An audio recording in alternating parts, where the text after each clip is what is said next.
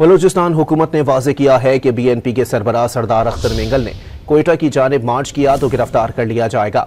तर्जुमान बलूचिस्तान हुकूमत शाहिद रिंद ने बीएनपी के लॉन्ग मार्च पर रद्द अमल देते हुए कहा कि इंतजामिया ने सुबह 6 बजे अख्तर मेंगल को उनकी गिरफ्तारी के एमपी ऑर्डर के बारे में आगाह कर दिया था। अख्तर मेंगल ने गिरफ्तारी देने से इनकार कर दिया।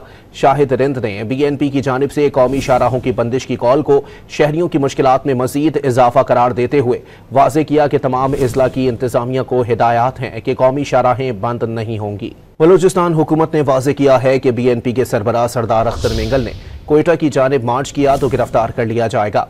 तर्जुमान बलूचिस्तान हुकूमत शाहिद रिंद ने बीएनपी के लॉन्ग मार्च पर रद्द अमल देते हुए कहा कि इंतजामिया ने सुबह 6 बजे अख्तर मेंगल को उनकी गिरफ्तारी के एमपी ऑर्डर के बारे में आगाह कर दिया था।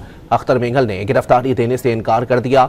शाहिद रिंद ने बीएनपी की जानिब से कौमी शाहराहों की बंदिश की कॉल को शहरियों की मुश्किलात में मजीद इजाफा करार देते हुए वाज़ेह किया कि तमाम अजला की इंतजामिया को हिदायत हैं कि कौमी शाहराहें बंद नहीं होंगी।